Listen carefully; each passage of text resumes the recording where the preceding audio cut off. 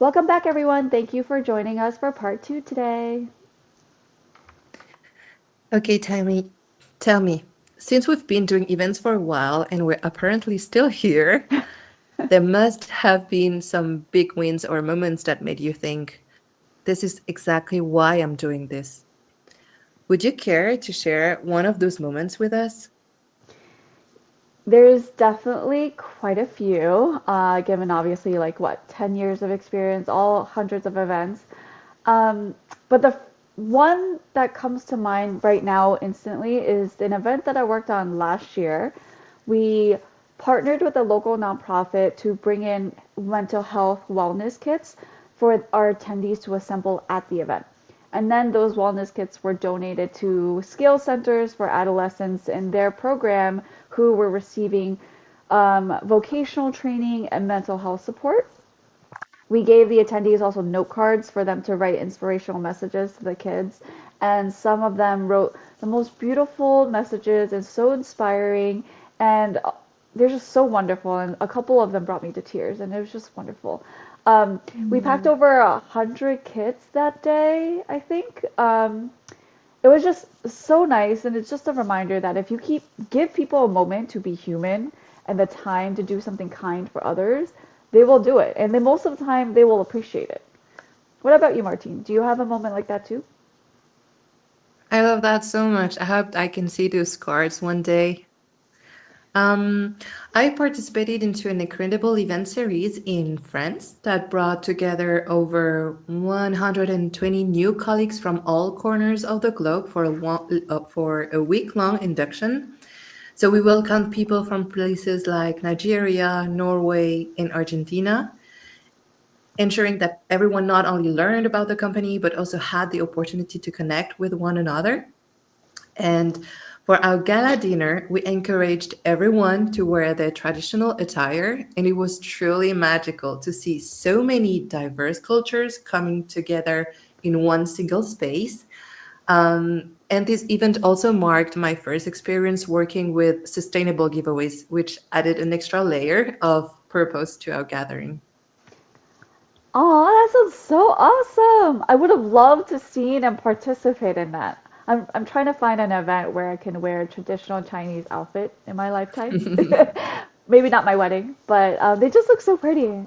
Anyway, this is such a good example of integrating global diversity and entertainment together, right? Like we spoke about this in our recent episode on global event planning, and we'll put the link in that episode here in today's chat as well.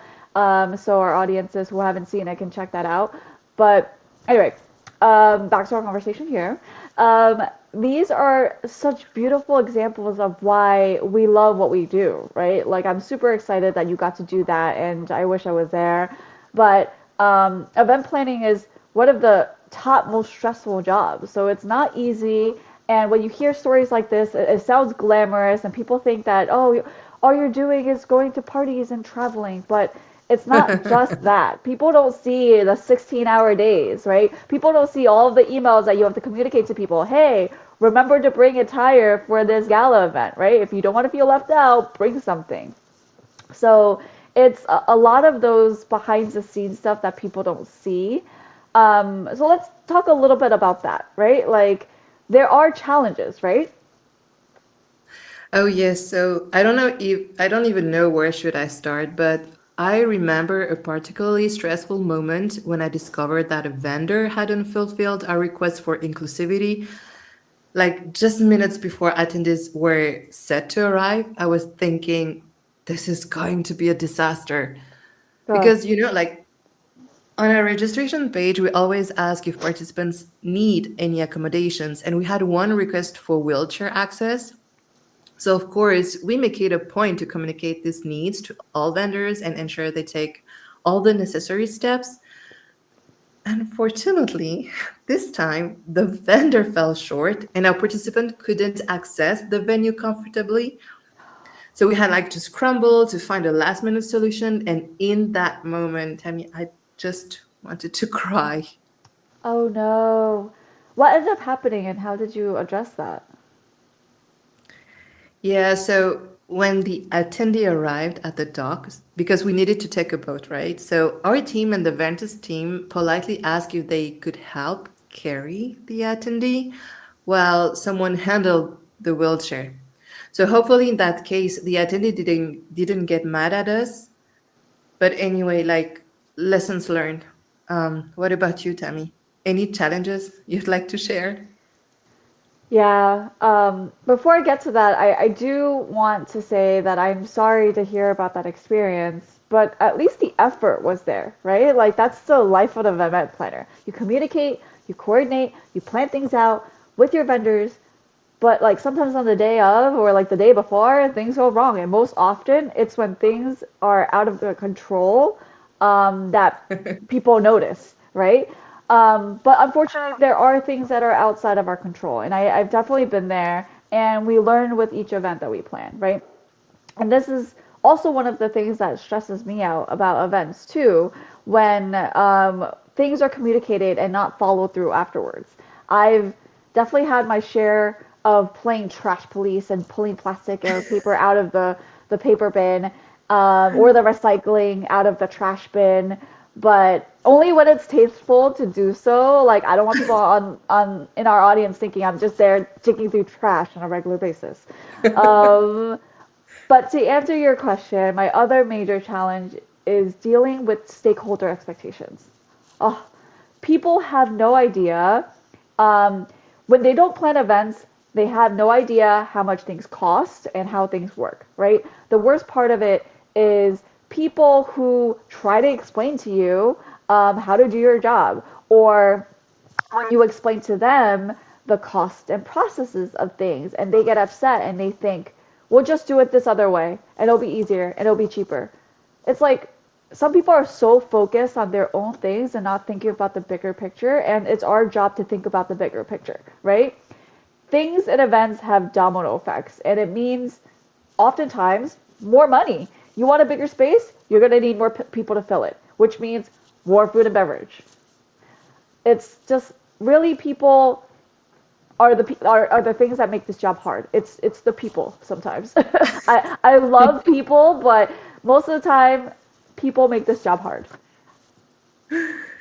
Seriously, yeah, I agree. And yet we're still here, trying to find recyclable name badges and trying to dodge attendee complaints like bullets in the Matrix. Because we know it's worth it. Every small win is a reminder that we're changing how people think about events. Okay, let's take a moment and pause and think about this for a bit. In an ideal world, in a perfect event world, what would a perfect event space or event industry look like to you? That's an interesting question. I would say I dream of events where everyone feels included, valued, and safe, where no one is left standing on the sidelines, where all stakeholders, vendors come together to support these initiatives. And in a world where safety is paramount, especially, I will take the threat faced by the Asian community during the COVID pandemic, as well as the challenges experienced by marginalized groups everywhere. We must create spaces where everyone feels protected and respected. I hope to see more events that inspire a sense of belonging and unity, where individuals from all backgrounds can come together without fear. So, yeah, that would be my dream events. What about you, Tammy?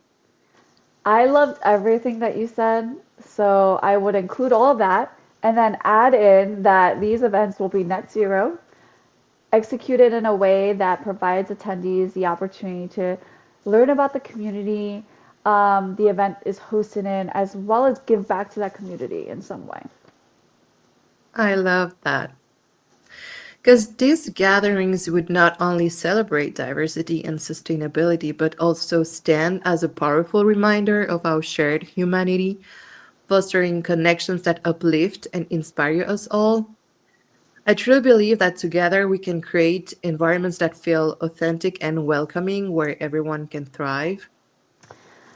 That'll be amazing. I'd love to challenge our industry to make this beautiful vision a reality. I don't mind that we'll probably be labeled as industry disruptors until people get on board. That's true. I don't mind either. With that, I think this is a good time to wrap up and share some parting thoughts. Tammy, what is something you'd like to share with the audience before we finish up today? I think it would be this. Whenever you're at an event, think about the impact it's making, both on the people and the planet. And remember, each of us has the power to make small changes add up. So I challenge you to step up, speak up. The events industry and its event planners will be more eager to incorporate sustainability into their events if their attendees speak up when they see areas of improvement and push their event organizers to step up to that challenge. We don't need everyone to be perfect sustainability stewards, but we do need everyone to be stewards. If we all be more mindful, more kind, and intentional about our participation at events, it will make such a big difference. Yeah, I totally agree. And I think you answered perfectly to the question, why should I do that when no one else does it? I mean, the same question again and again, but thank you so much, Tammy. I really enjoyed this conversation and I hope our audience too. So if you like this episode, don't forget to like, subscribe, and see you soon. Thanks, everyone. Bye.